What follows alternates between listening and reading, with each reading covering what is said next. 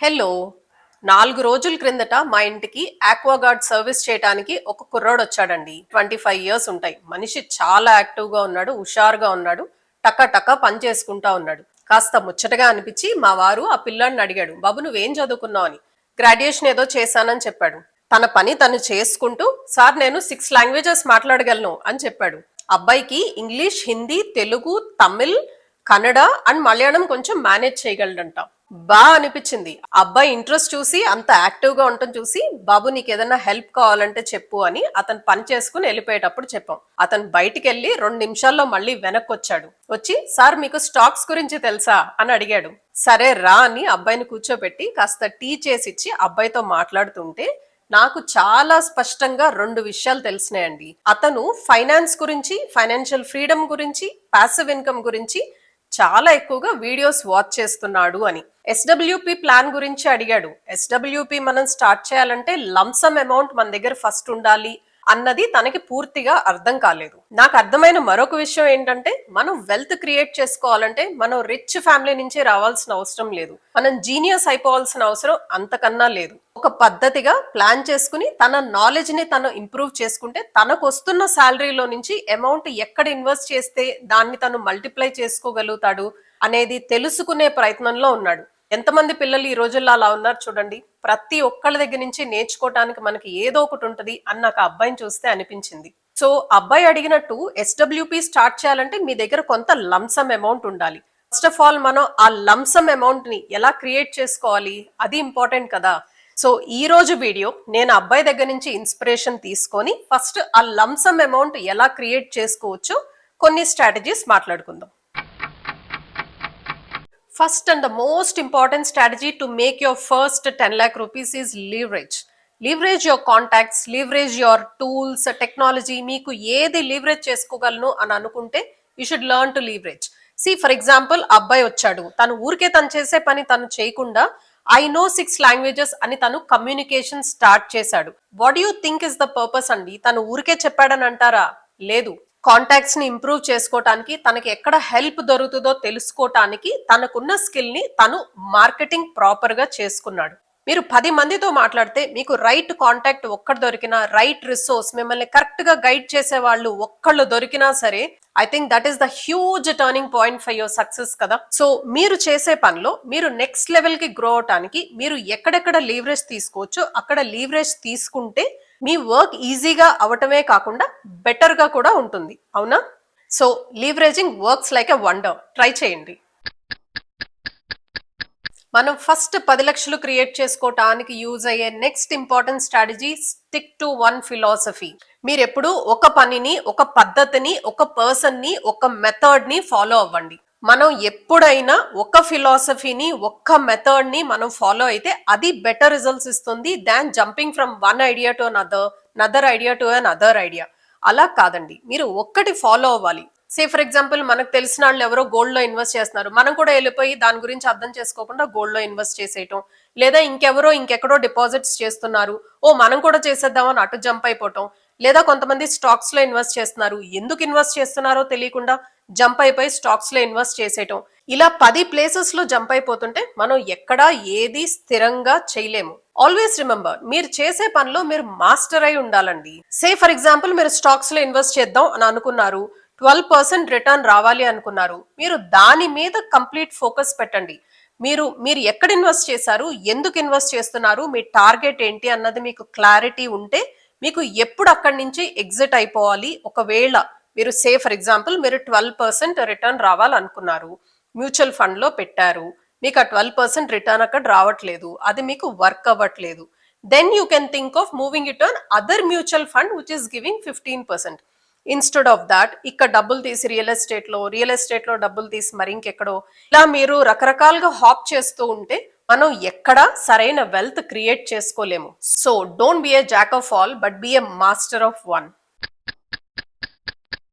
First 10 lakhs save చేయటం is more difficult than saving first 1 crore అండి. ఆ first 10 లక్షలకే మనం కష్టపడాలి. ఆ తర్వాత ₹1,00,00,000 సేవ్ చేయడానికి అంత కష్టం అనిపించదు. మనలో చాలా మంది ఆ ఫస్ట్ 10 లాక్స్ సేవ్ చేయడానికి కావాల్సిన ఇన్కమ్ ఉండుంటుంది. కానీ ప్రాపర్ సేవింగ్ చేయకపోవడం వల్ల మనకి ఆ 10 లక్షలు అక్యుములేట్ చేయడం చాలా డిఫికల్ట్ అయిపోతుంది కదా. దీనికి ఈజీ మెథడ్ ఏంటంటే పార్కిన్సన్ లా మనం ఫాలో అయితే చాలా ఈజీ అవుతుంది. ఈ పార్కిన్సన్ లా అంటే ఏంటి? ఎగ్జాంపుల్ చెప్తాను. సే ఫర్ ఎగ్జాంపుల్ మనం ఒక పని ఒక నెల రోజుల్లో చేయాలి అని అనుకున్నాము. కానీ అనుకోకుండా మనం ఒక 20 డేస్ తర్వాత ఏదన్నా ట్రావెల్ చేయాల్సి వచ్చింది. సో మన 1 మంత్ వర్క్ ని మనం 20 డేస్ లోనే కంప్లీట్ చేసేసుకోవాలి కదా. అంటే we will speed up the work. మనం ఎక్స్ట్రా టైం వర్క్ చేస్తాము, లేదా మనం డిఫరెంట్ స్ట్రాటజీ ఫాలో అవుతాము. ఆ టైంలో మీరు గమనించండి, మన మైండ్ కూడా సూపర్ ఫాస్ట్ గా పనిచేస్తుంది. డిఫరెంట్ డిఫరెంట్ ఐడియాస్ వస్తాయి. సో అక్కడ ఏమవుతుంది, ఈ 30 డేస్ ఆఫ్ వర్క్ ని మనం 20 డేస్ లో ఫిట్ చేయాలి కాబట్టి మన మైండ్ అండ్ మన బాడీ ఎక్స్ట్రా టైం వర్క్ చేస్తోంది. అలానే సేమ్ స్ట్రాటజీ మనకి ఫైనాన్స్ లో కూడా వర్క్ అవుతుంది. సే ఫర్ ఎగ్జాంపుల్ ఇప్పుడు మంత్లీ ఇన్కమ్ మీకు ఒక 50,000 వస్తుంది అనుకోండి. అందులో నుంచి ఒక 10,000 15,000 ప్రతి నెల బయటకు తీసి సపరేట్ గా ఒక అకౌంట్ లో పెట్టేసేయండి. సో మీకు సైకలాజికల్ గా మీ మైండ్ లో మీకు ఈ మంత్ వచ్చిన అమౌంట్ ఆ 35,000 రూపీసే అన్నది ఫిక్స్ అయిపోయి ఉంటుంది. సో మీ మిగతా ఎక్స్పెన్సెస్ అన్ని ఈ 35,000 రూపాయల్లోనే మీరు ప్లాన్ చేసుకోవడం స్టార్ట్ చేస్తారు. ఆ 15,000 మీ ఏ అకౌంట్ లో అయితే పెట్టారో ఆ అకౌంట్ కి యూపీఐస్ లేకుండా చూసుకోండి. సో దట్ ఆ అకౌంట్ మీరు డిస్టర్బ్ చేయకుండా ఉంటారు. కొంతకాలం అయినప్పటికీ మీకు అక్కడ హ్యూజ్ అమౌంట్ అక్యుములేట్ అయి ఉంటుంది. ఈ అకౌంట్ విషయంలో మీరు తీసుకోవాల్సిన 2 జాగ్రత్తలు, ఆ అకౌంట్ కి యూపీఐ లింక్ లేకుండా చూసుకోండి. అలానే రెండోది, హై ఇన్కమ్ ఈల్డ్ వచ్చే అకౌంట్ లో మీరు ఇన్వెస్ట్ చేసుకునే ప్రయత్నం చేయండి. Next important strategy, utilize electronic transfers. మనం ఇందాక కేసులో కొంత అమౌంట్ తీసి మనం పక్కన ఇన్వెస్ట్ చేసేసుకోండి అని అనుకున్నాం కదా. మనం ఇది మాన్యువల్ గా చేయాలంటే చాలా సార్లు మనకి డిసిప్లిన్ ఉండదండి.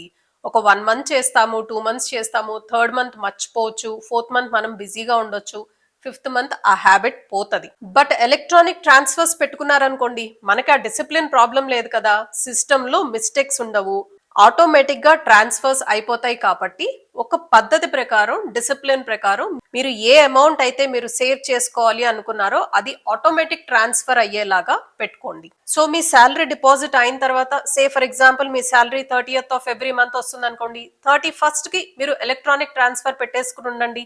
సో ఆటోమేటిక్ గా మీకు మైండ్ లో మీకు ఎంత బ్యాలెన్స్ ఉందో దాన్నే ఆ మంత్ ఎక్స్పెన్సెస్ కి యూటిలైజ్ చేసుకోవటం అనేది మీకు ఒక అలవాటుగా మారుతుంది. ఈ మెథడ్ చూడటానికి చాలా సింపుల్ గా ఉన్న వండర్ఫుల్ గా వర్క్ చేస్తుందండి. మన సేవింగ్స్ కి ఒక డిసిప్లిన్ ని తీసుకొస్తుంది. మనం ఫస్ట్ 10 లాక్ రూపీస్ సేవ్ చేసుకోవాలంటే another important formula, slice by slice method follow అవ్వాలి.